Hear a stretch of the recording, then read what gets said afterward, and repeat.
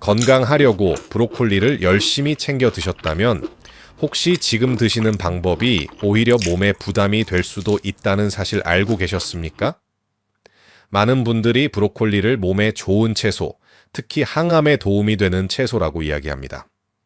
브로콜리 안에는 비타민C와 식이섬유 같은 영양소가 들어있고 설포라판이라는 성분이 몸속 해독 작용과 항산화 과정에 관여하는 것으로 알려져 있습니다.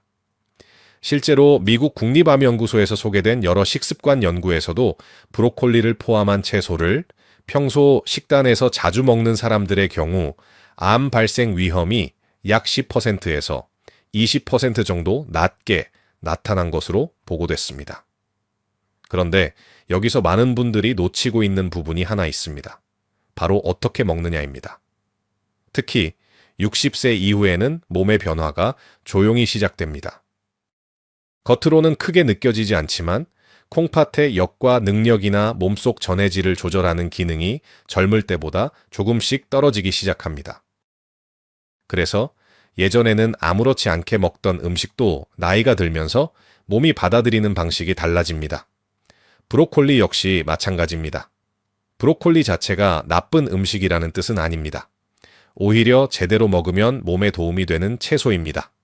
그런데 많은 분들이 브로콜리를 먹을 때 먹는 방법이나 조합을 거의 생각하지 않습니다.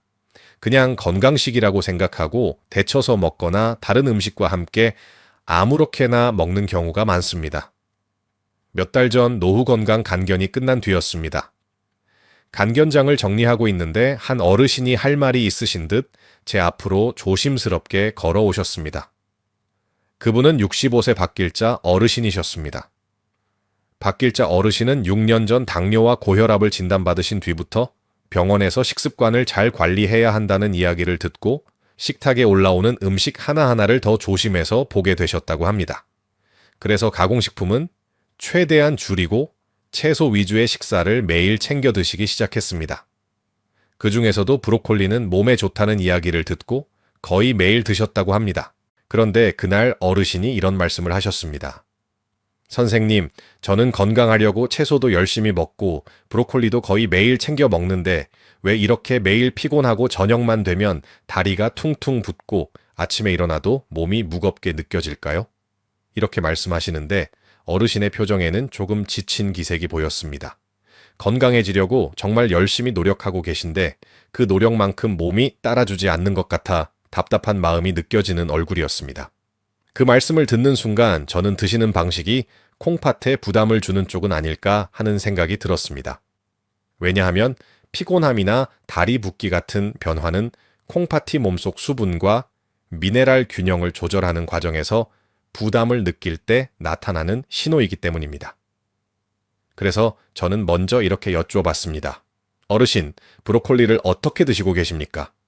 많은 분들이 브로콜리를 몸에 좋은 채소라고 생각하고 열심히 드시지만 사실은 먹는 방법이나 함께 먹는 음식에 따라 몸이 받아들이는 방식이 달라집니다. 특히 60세 이후라면 이 부분을 한 번쯤 점검해 보셔야 합니다. 지금까지 젊을 때와 같은 방식으로 브로콜리를 드시고 계셨다면 오늘 이야기가 식탁을 바꾸는 계기가 될 겁니다. 그래서 오늘은 많은 분들이 잘 모르고 있는 브로콜리와 함께 먹을 때 아쉬운 조합 3가지, 그리고 브로콜리의 영양 성분을 제대로 섭취하는 최강 조합 3가지 대해 말씀드리겠습니다. 영상 보시면서 나는 브로콜리를 일주일에 한 번 이상 먹는다 하시는 분들은 댓글에 숫자 1번 한번 남겨보시겠습니까? 내 식습관을 한번 돌아보시고 오늘 이야기 끝까지 들으시면 브로콜리를 제대로 챙겨 드시는 방법을 알게 되실 겁니다. 그리고 좋아요와 구독도 한번 눌러주시고요. 그럼 브로콜리의 영양 성분을 제대로 섭취하지 못하게 만드는 아쉬운 조합 3가지부터 알아보겠습니다. 첫 번째는 바로 브로콜리와 초장의 조합입니다. 브로콜리를 드실 때 많은 분들이 이렇게 드십니다. 냄비에 물을 끓이고 브로콜리를 데친 다음 접시에 담아 초장에 찍어 드시는 방식입니다.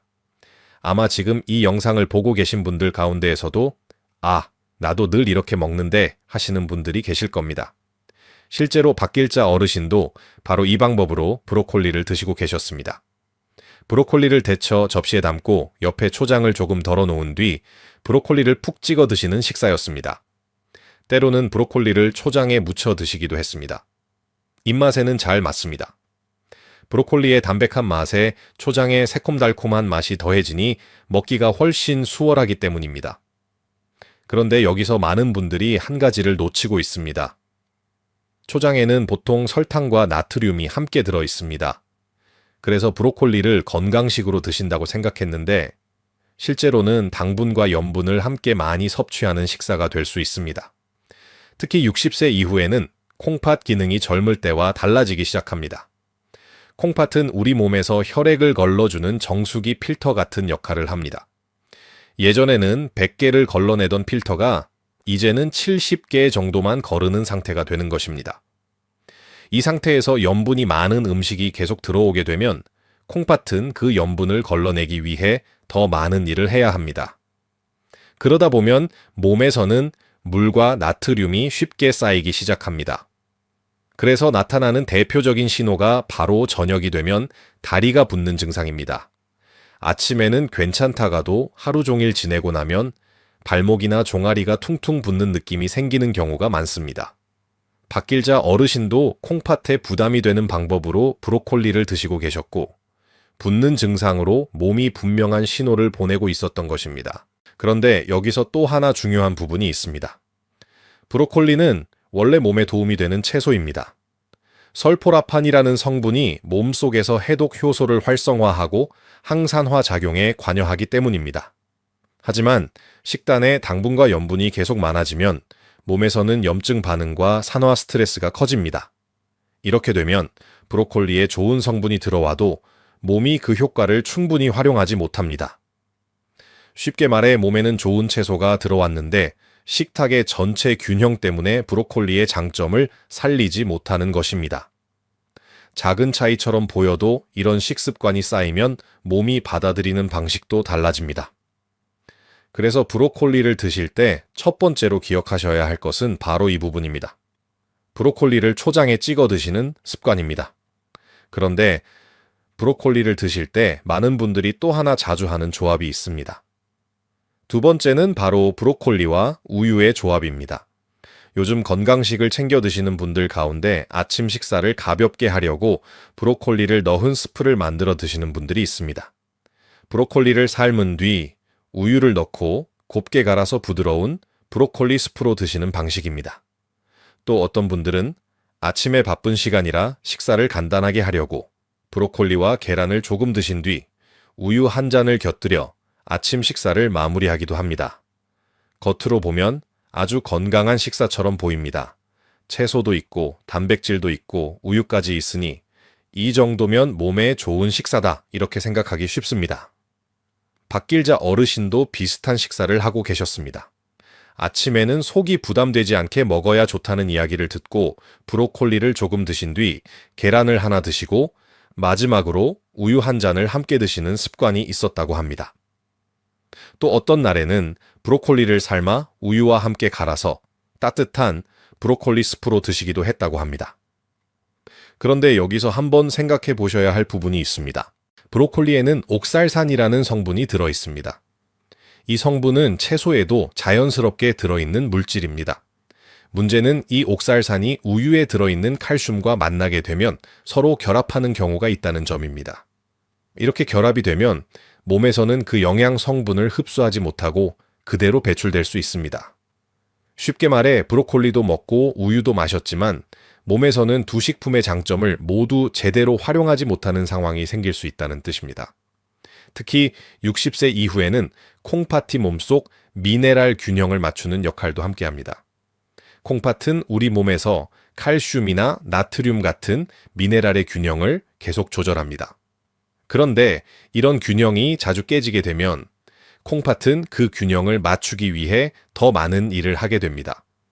문제는 이 과정이 오래 반복되면 몸속에서 칼슘과 특정 성분이 서로 결합해 작은 결정처럼 뭉칠 수 있다는 점입니다.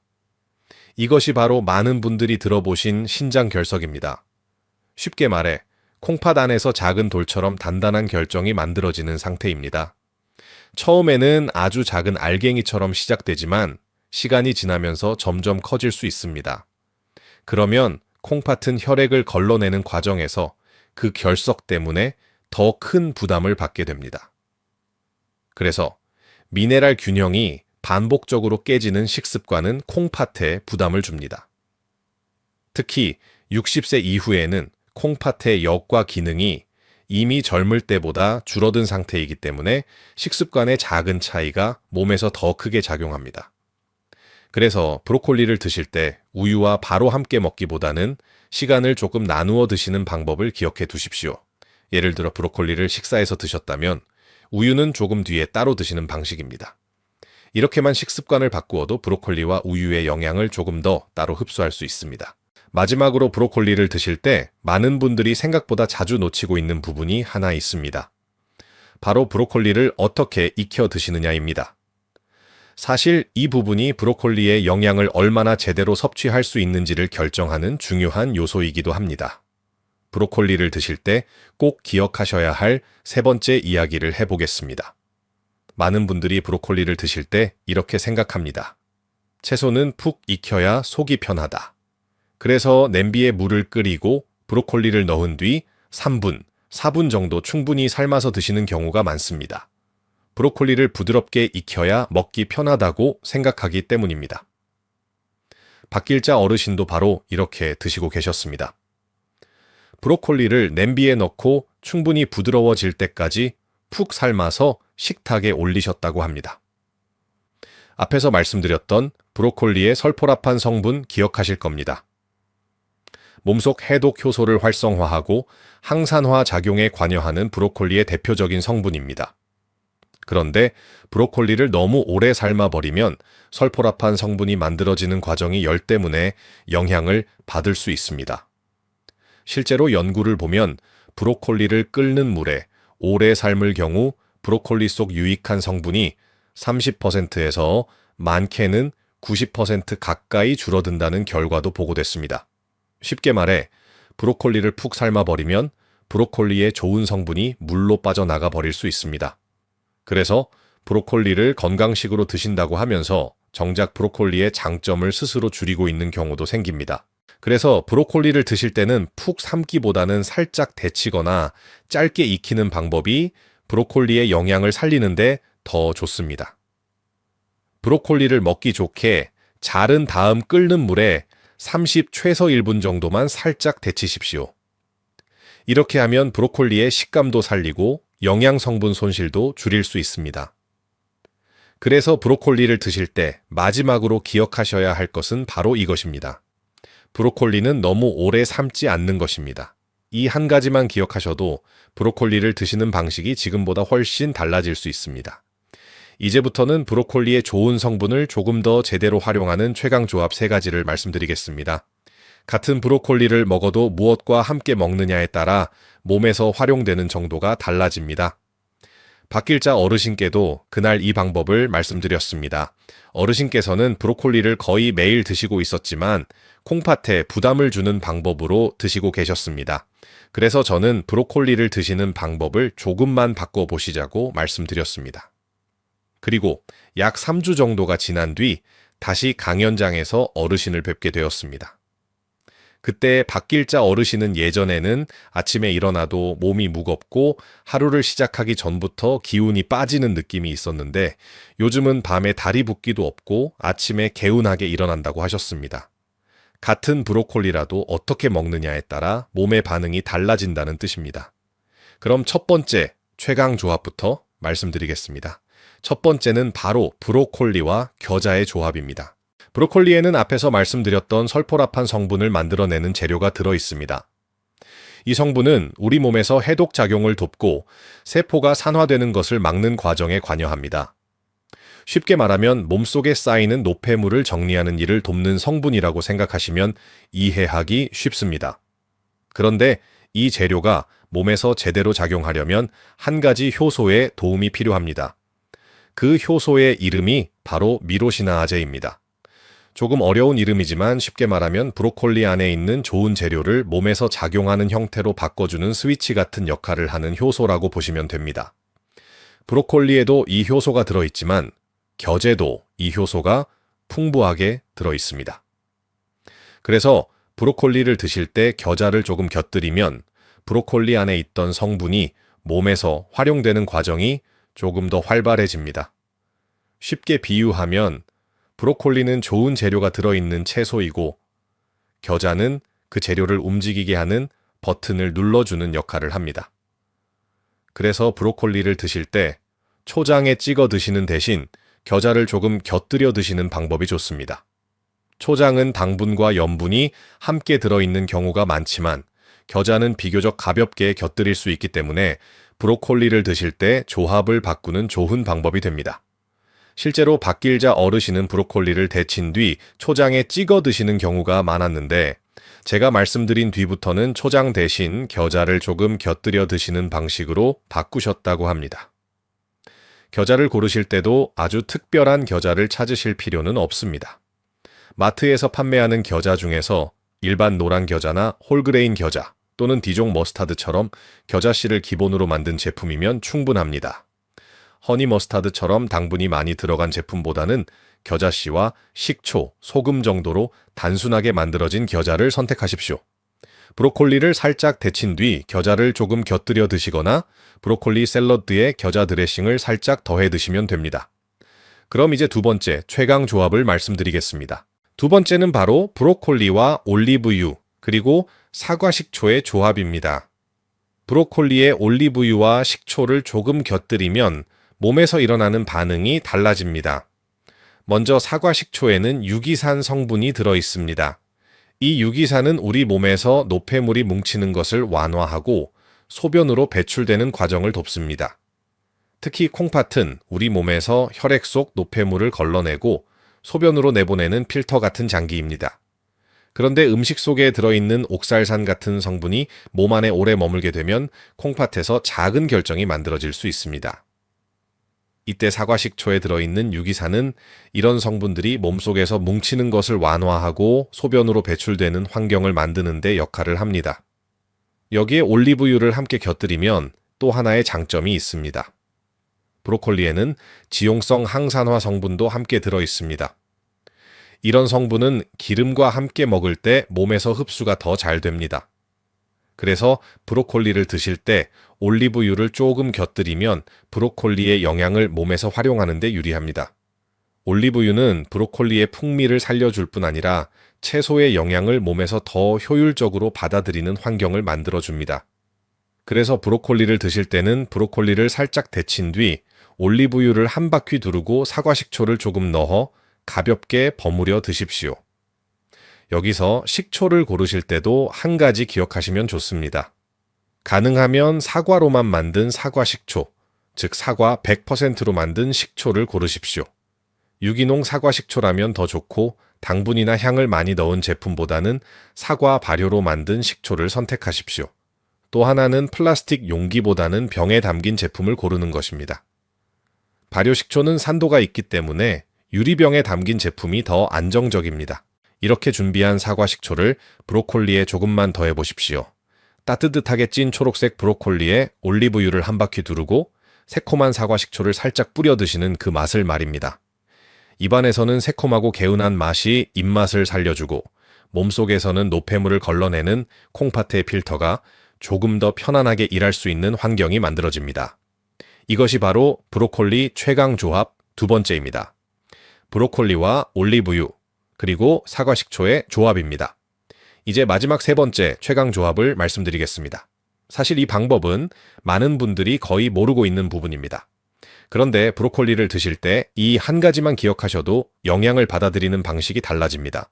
바로 브로콜리를 자른 뒤 10분 두는 방법입니다.